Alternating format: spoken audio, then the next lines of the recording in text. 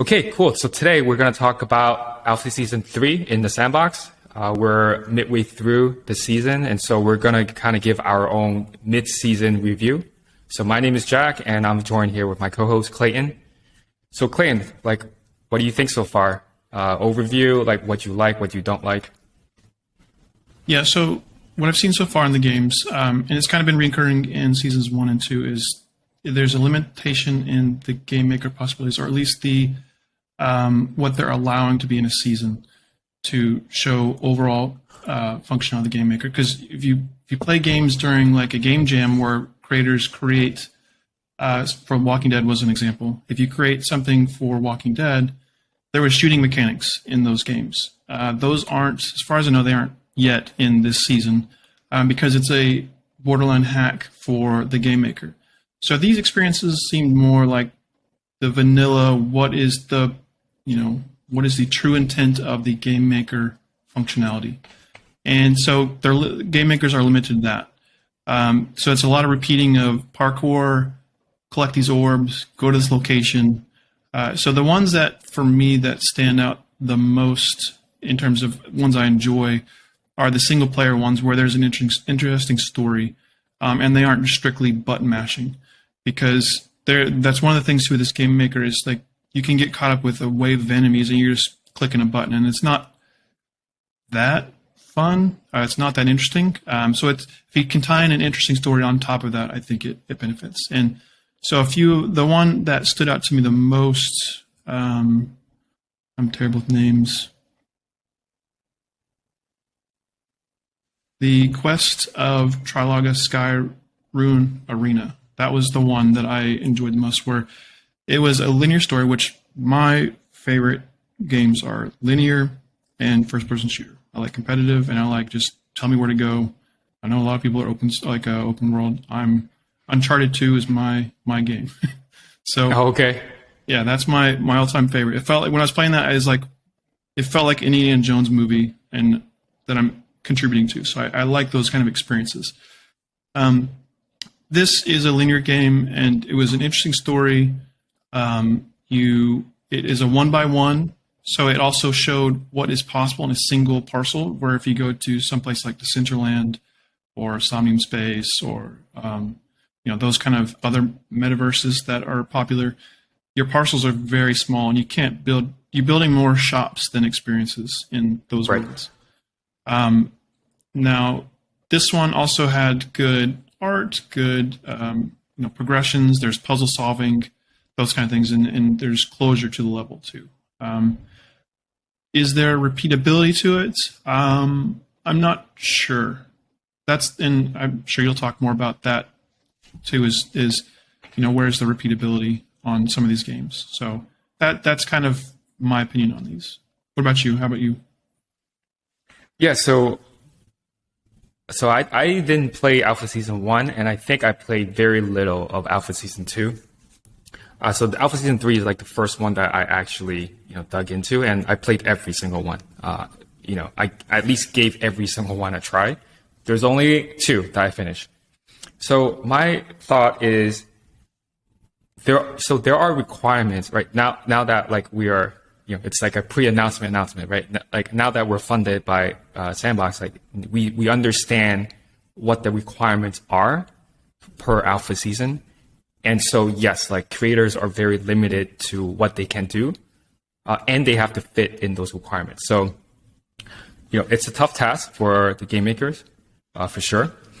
So like you said, a lot of the game jams, they show a lot of different creativity with shooting mechanics. Right. But, we know there are workarounds, and you can't, really use workarounds, in production, especially when you're building for brands like Atari and The Walking Dead. So that's why we don't see those in Alpha Season. If you do, you'll only see them as single player games that may or may not give you rewards. So one requirement is that these experiences, every single one of the experiences, should be completed on the first playthrough within 30 minutes. So that's a very important criteria, because they don't want players to be grinding for, a quest point, right? Because the way it's set up is that there's a battle pass where if you get enough quest points, then you're on a leaderboard and you get, sand tokens. So it's a cool way to incentivize players to try out every single experience and to complete every single experience. So I think the way that Sandbox is incentivizing people to play these games is very interesting. It's like a Fortnite battle pass model. And it's something that they're experimenting with. And yeah, I think we'll see a lot of that going forward. It's pretty interesting. So I think that a lot of the multiplayer games, they're mainly social hubs. And unfortunately, right, like what you can do in those are very limited, just based on the requirements and the criteria.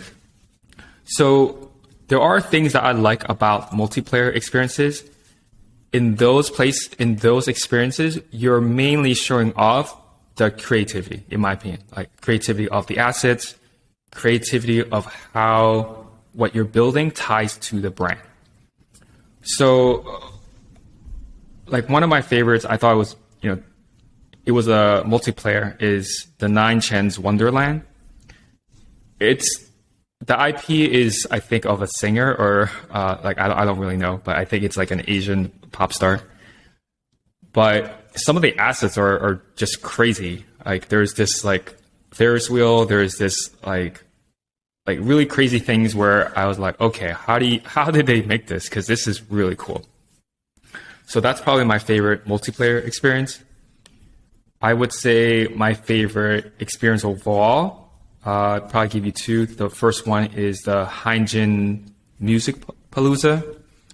And so it's a single player game because there's certain mechanics that they needed there and that won't work in multiplayer.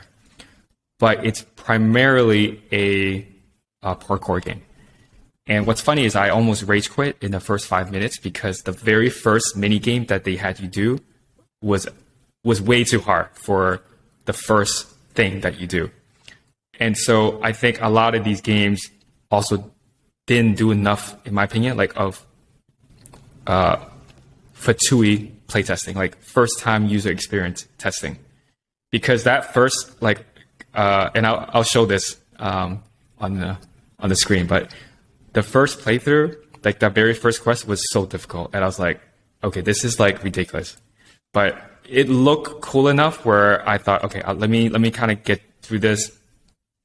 So it was primarily a parkour game, but the parkour was done outside and not in a building. And so, because all these games are mainly their third person view, when you're moving the camera around, you don't have like blocks like blocking your view and things like that. That could be very annoying. Particularly if you're doing a parkour in a building. So that's my favorite. The second favorite is Suko's split personality. So yeah, so shout out to whoever did that game. Done very, very well. It's single player, linear, not parkour, in my opinion. The story was written very well. It's about, I can tell you, right? Because I didn't know who Suko was before, but now that I played it, I can tell you there's something about his childhood. There's something about his split personality. I know that's it's written in, right? It's about him. So what I thought was really cool that they did is there was one point where after you complete a quest, you automatically get teleported to the next quest without even going through the map. So that made the game flow much easier for the player and not having to find the quest. So that's what I've seen a lot of these games is you get the quest and then you have to go through to the other side of the map and you're okay, this is a waste of my time. I'm gonna quit. So I did that a lot of times. Do you have a favorite visual, a favorite asset you've seen in this season? Yeah, so I'm gonna try to describe it. It's something that you would see at an amusement park. It's in Nine Chen's Wonderland. It's this asset where oh man, it's so hard. It's so hard to describe, but I'm just gonna put it up on the screen, right? So we can see what it looks like. I try to find how they did it. Like, it's not on their page, because typically what you can do is you can press like the NFTs button and see what NFTs they created for that experience. So I didn't see it on that page. It could be because, that NFT is not tied to, that wallet. But my guess is it's not a single asset. I think that it's multiple assets like put together. Okay. So when you were playing these games, did you see any ones that you thought had high replayability? Anything that you stuck out like, oh, I'd come back to this in the next? Because one thing I noticed in this season is I played seasons 1 and 2, and I played all of them, and I did all the grindy stuff to get, sand tokens on those. And there's a lot of games that are coming into season 3. Do you think there's any ones that would be worth playing again, or? Yeah, so like the leaderboard that the Sandbox set up for the season is based on completion time, right? Like the fastest completion time. So They're doing something. I think they're adding the completion time of every single game, and the person with the lowest gets like the highest sand, which I think is like 30,000 sand, which it's a lot, right? Like right now it's like less than $1, but we know that it gone up to like $8. So I mean, if someone like gets 30,000 sand and like saves it until the next bull run, that's like $250,000, right? What's the long-term plan? Pretty much. So I was going to ask, like, what do you think so right now it seems like the rewards are high, the fun is lower. Is the goal, do you think, with Sandbox is to gradually do this with the fun getting higher in the reward? Because I don't know how sustainable that is to give, that much sand 5 years from now. Right. That's going to deplete. And I don't know if they have the cycle yet on, fees coming in enough to replenish that kind of a fee or reward. Yeah, it'll be interesting. We won't know until alpha season is over. So they're doing alpha seasons until the game is live. And I think that, obviously don't quote me on this, but I think they're going to be doing alpha season all through next year. That's just my guess. So, on the positive side, people can be looking forward to earning rewards. On the negative side, like we have the year, like plus before Sandbox is ready. Yeah. Yeah, because I'm excited so back to your question. build. I was say I was excited to put our own stuff on our land, and like it's more, open, and like I can publish stuff to my land and not have to apply for a season. I think a lot of people are excited for that. Yep. Yeah. So back to your question of which game I think has good replayability. So like technically, right, all of them have good replayability technically, because everyone's trying to get a better completion time.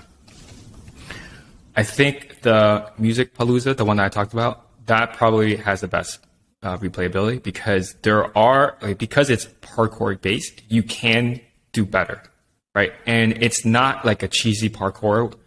It's done really well. It has a theme to it, right? It's a music theme. So every single mini game is music based. Okay. Do you think if there wasn't a reward system, do you think there'd be any games that have high replayability right now? Or yeah, I mean that's tough, but yeah, for sure. Like honestly, I haven't played like a game twice. Just right now I'm doing it for the research, right? And when we build our games, we have to also think about that. Is do we build for replayability? And I'm not sure yet, right? Like, I think you were going to ask a question of like what I think, makes a good experience. And maybe I'll talk about, how do you build replayability, or is that even important right now? Yeah, let's jump into that. Let's talk about, you've been in researching the Sandbox for a while now, and you've experienced in games and mobile. What kind of things, knowing what the GameMaker is capable of, knowing what Sandbox is looking for in seasons and also in game jams, because you've competed and won in game jams before, so you have an idea of what they're looking for. If someone's wanting to jump in as a creator, what would you recommend in terms of starting points and, building towards what Sandbox is looking, but also, building what you want to make, those kind of, like, how do you leverage that? Yeah. So I'll take what I know from mobile, right? How we design games, because we have to remember, right? Like Sebastian, like his team, they came from mobile, right? Like, so we have to try to apply that, because when people make games in mobile, like even like AAA too, but primarily in mobile, it's very data driven, and so there's almost a scientific way of making a fun game. So in mobile, the metric that we use to measure fun is primarily retention. That's because most mobile games are free, like 99.9% are free. Of course, there's the Monument Valley games, which are very fun, but have basically no retention. Meaning, if I played, let's say if I download Monument Valley today, I'll play through it for the next 2 hours, finish the game, and then never open the app again. And that's completely fine, right? Because I paid for it and so forth. So primarily fun is determined by retention. It is like my opinion. And a lot of people kind of agree on that. And, you want to be able to, someone opens the app today and then they'll come back tomorrow and the next day and the next day and the next day. So your best games on mobile have the highest retention. So right now, I think one of the number one games is Stumble Guys, which actually Scopely just bought out. So we're like, my friends and I were kind of guessing what the valuation, like the buyout of that would be. We think it's close to 200 million that Scopely paid to buy out that game, because there are some stats that show you how much Stumble Guys is making per day. And, you're typically paying a 2x revenue, yearly revenue, to buy the game out. So, yeah. I think Stumble Guys has probably... What kind of a game is Stumble Guys? What kind of a game is Stumble Guys? It's basically... what's the game? Is it... It's a clone, or... Yeah, it's really of a clone of a PC game. I think it's Fall Guys. Yeah, it's a clone of Fall Guys. Okay. So it's a casual battle royale where a player is going through obstacles and things like that, and you get like one person that remains. And those kind of games they have retention, but how long? Retention for how long? Because there's games like Minecraft that have been around for however long. That retention's pretty solid. Yep. And you have more of the casual games that retention's usually pretty low, but they Correct. get a lot of people early on. Like, what is a good retention where it's like a company would acquire them? So there was a stat I read a long time ago about Clash of Clans. They mentioned their 10-year retention. It was like some really long time, like only like Clash of Clans, like or games like that could measure, because no mobile game is lasts like really more than 5 years, really. Yeah. Clash of Clans, I think they said their 10-year retention is 10%. I remember when they said that, I was like, whoa. Like, that means someone in... That's not good, correct? No, that's very good. That's very good. Okay. Because people don't even get 10% retention in day 30. Okay. Like, day 30, 10% day retention is like what people are striving for. They got a 10-year retention of 10%. And that's just strictly a mobile game, right? Yeah. Yeah. Okay. So, of course, so that's, in my opinion, the best way to think about building a fun game, a fun free-to-play game, right? And that's exactly what Sandbox games are right now. Like, I think that they have mentioned they will, give creators the option to either make a game free-to-play or pay to play, right? I mean, it's very obvious if you make a game pay to play, like, you're not going to get as many players, right? So, right. Yeah. So it's either the players need to really like the thing that they're earning, because one of the things too with NFTs is they can be you can earn NFTs, and if the NFTs are something of value, people might play. Which is it's done in Fortnite with like the skins and things like that, and that's kind of what people play for. So the thing that's different is you can sell these skins, which adds another gamification on it, which is cool. Yeah. So retention is the main metric. I think creators should be using to measure fun. Of course, everyone that is listening that is making a game on Sandbox, they know that they don't get retention. That's not a metric that they can get. So what do? Right? What's interesting is that there are certain games that I believe tend to have better retention because of the genre. So an example would be a level-based game, right? What's good about level-based games, let's say like Candy Crush, like any match 3 game, it's because every time you complete the level, you kind of get a bit of fun, right? And so you don't have to build up for like 20 minutes to get the fun from a game. You can get it in like a couple of minutes. You get another piece of fun the next time you finish another level. So that's how I thought about it in how to build a fun game, right? Because what my thought is, maybe Sandbox won't give that retention metric, first, because it's just so hard to build the game platform and the game analytics platform, right? Like the game analytics platform is going to come later. So if it's hard to give retention as a metric, maybe they'll give you, levels completed, right? Because it's a milestone that's a player completes and that they can give that back pretty easily. And so that's what I would measure is, can someone create a game where the levels can be completed, couple of minutes, right? And of course you can put hard levels and then easy levels.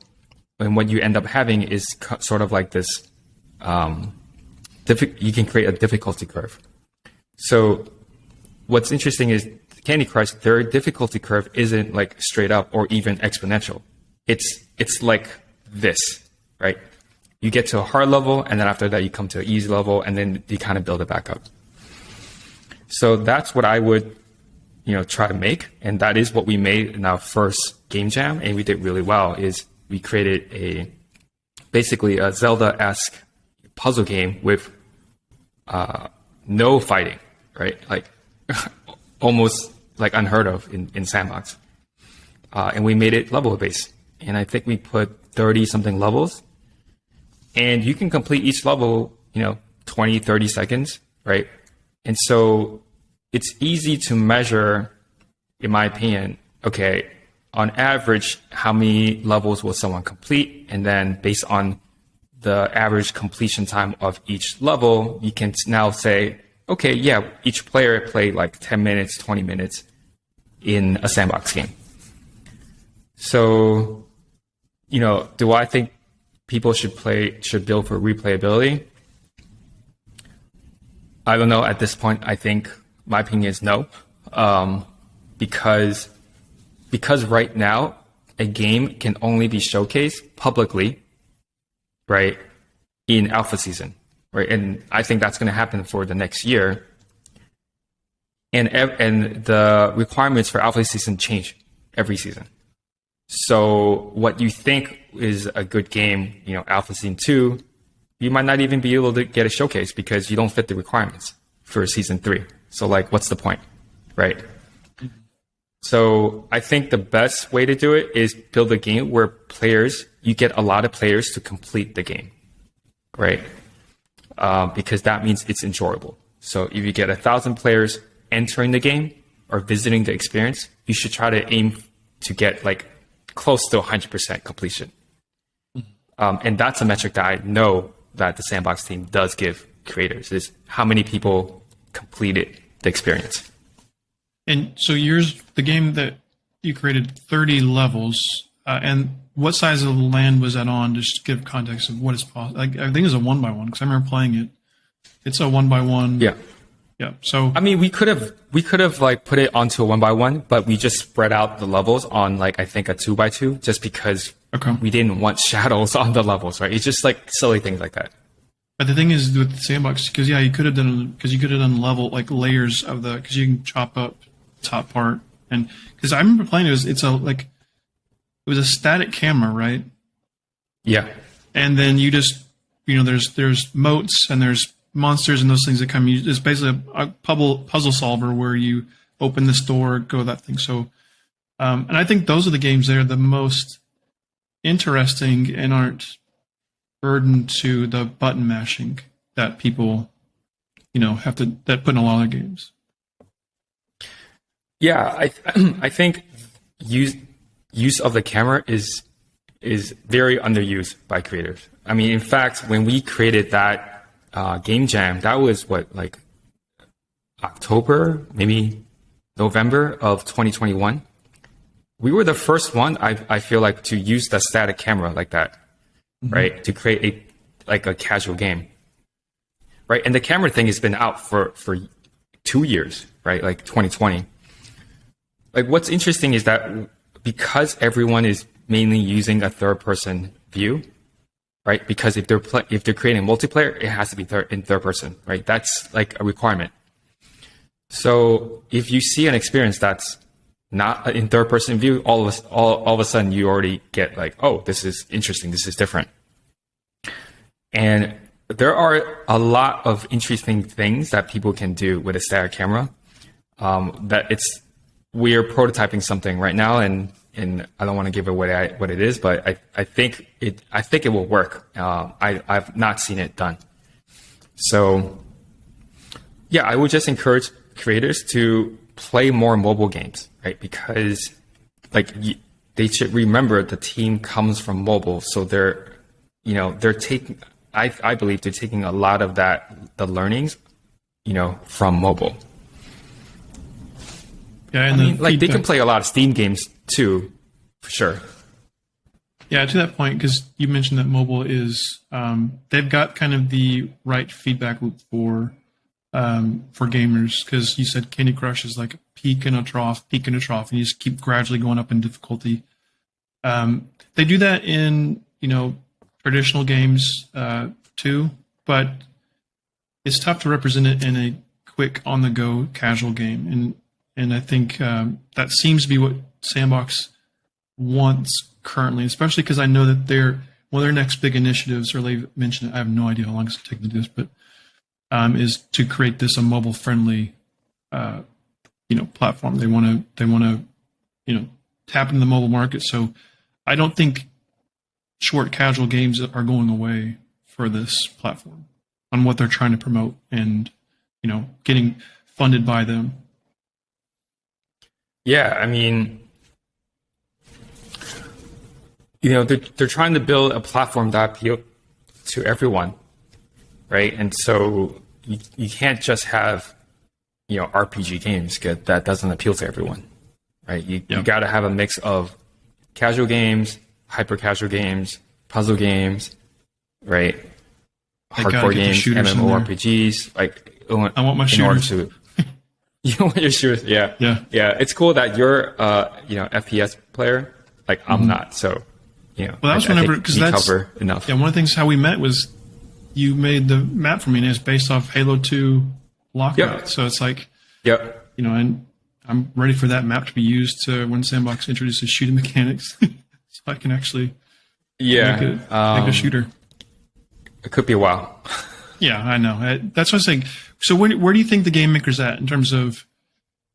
Like, I think it feels 5 years from someone who's not in the game development. But I am an engineer, so I understand, kind of what a feel of a product is.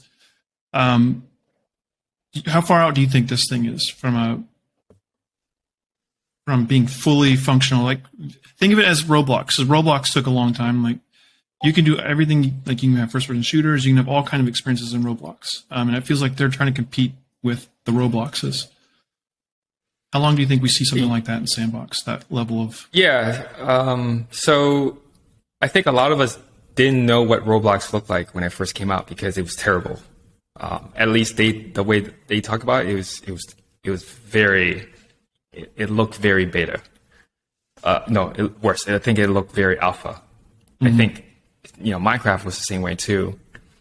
But I think Sandbox can get to a point within the next year where it's releasable. Let's put it that way. Right. Maybe they won't have every mechanic that, creators think, dreaming about. Like maybe, it's just an example. I don't know if this is true, right? Maybe they don't have the shooting mechanic ready, right? Maybe they'll go live with that. And and if they see that they get enough quality games and experiences, I think they'll launch. That's just my opinion, from outside perspective. Do you know what the catalyst was for Roblox? Like, what finally made them boom in popularity? Because I know their market is younger crowd. It seems like Sandbox is middle-aged people like us. so they, I think Sandbox wants to tap into that market. But do you know what the catalyst was for Roblox by chance? I don't know if you do or not. I'm just curious. I mean, I don't, but I can only guess, right? So it came out roughly around the same time as Minecraft. And Minecraft was paid, right? And so they just kind of took a blue ocean view, blue ocean strategy of, there's this young audience that are into this type of, block-ish type of game. Minecraft is paid. Hey, maybe if we made it free and allow people to make games, maybe we'll, take some market share. Yeah. Right. So that's pretty much what they did, right? Like Minecraft, you can create games in a way, but, not really. Like, yeah, I mean, you're kind of playing in people's multiplayer maps, but you don't have the same level of and quantity and quality of games that are created in Roblox, right? When you go into Roblox, Roblox itself is not a game, right? Whereas Minecraft is a game. But Roblox, you go in there, you see like, now I don't know if it's true. Like you see millions of games. And so I think they tapped into the demographic that wanted to create their own games, right? Minecraft taps into a demographic that, in my opinion, like wants to build stuff, right? Because a lot of the most popular plugins on Minecraft are created for people that want to build stuff. And that's one of the things I'm skeptical with Sandbox is because what are they tapping into? Because they have like the middleman approach, and this is one thing I'm sure we'll talk about in a future podcast.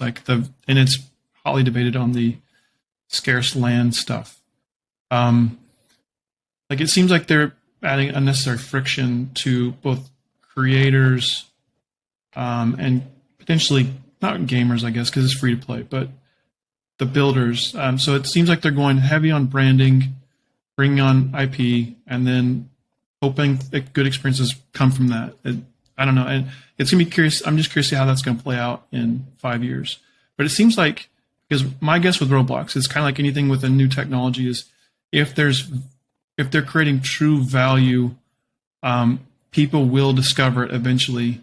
And then it's just a matter of time before someone, makes it go viral. And then everyone joins on. It's almost identical to what happens with crypto. It's like there's a bear market. People are building cool stuff. That bear market bottoms. And then people gradually start seeing the value in this thing. And it just takes off. And I think that's probably what happened with Roblox is someone was making a game or a good experience, people playing it on Twitch, and then it was just discovered organically that way. And then all of a sudden, people piled on, especially with COVID and quarantine. Like those things amplify these kind of technologies. And I'm guessing that's what happened. Yeah, and I mean, I think it's going to be a couple of years before we see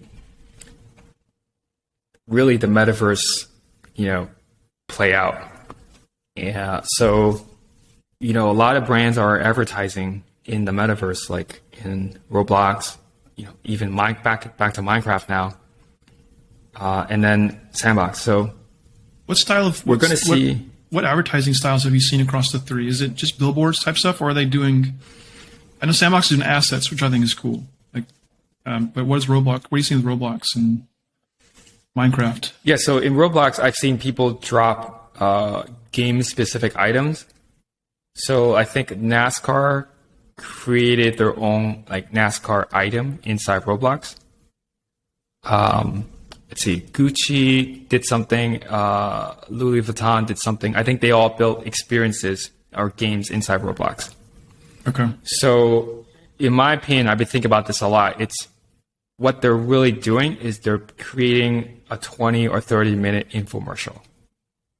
That's you've talked to me about that with Decentraland, because that's what made sense. Because we both played Decentraland. It's tough to find a cool experience, and like I like the art world. That's kind of what got me into NFTs was art world. So there is some galleries that in Decentraland that I liked, but I never found an experience that was enjoyable other than like going to Sotheby's metaverse.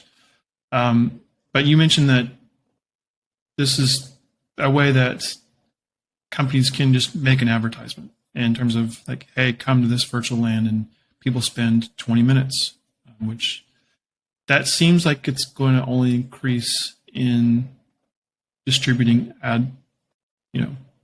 advertisements. Yeah, there's just a lot of things that are happening primarily mobile that so it's a bit of a tangent, but with iOS 14, they limited the advertiser's ability to track to track. And so, a couple of years ago, a lot of mobile guys, or just brands in general, did a lot of like paid advertising, right? Because they can track everything. We're kind of seeing a move away from that. And so, what do brands do, right? I think they're going to go back to more of a brand awareness play. And I think, getting an experience or a game into these virtual worlds like Roblox, Minecraft, Fortnite, whatever, Sandbox, is a great way to build brand awareness, especially if they can create something fun that people will play for 20 minutes. It literally is a 20-minute infomercial, and those are expensive to create. I just looked at the stats recently. I think it costs something like $75,000 to create an infomercial, 20-minute infomercial, 30-minute infomercial. Yeah, that's interesting. And you're tapping into like right now, the metaverse people are, well, not rich now, but a lot of the crypto people have money. So it's like you're tapping into potentially whales, because that's what Tiffany's did. I don't know if you saw the Tiffany's thing. They did the punks jewelry, and those sold out instantly. It's like basically you get a punk from Tiffany's like diamond necklace, and those sold out. Yeah, so like when you have, it's kind of what happens with the Sandbox with Bored Apes. When you build a good brand, oftentimes people want to bring you to their metaverse too. That's another interesting with NFTs is like people want to work with you once you tap into that. So the Sandbox, they have a lot of positive publicity, and people like Gucci and I don't know who else, Walking Dead, Atari, those want to partner in those and create those infomercials in that metaverse. Yep. So yeah. Cool. Yeah. So that pretty much wraps up our mid-season review, and we'll be back for the final alpha season review. So hopefully Clayton and I will both have new favorites, and if you guys have any questions, just, put it in the comments below.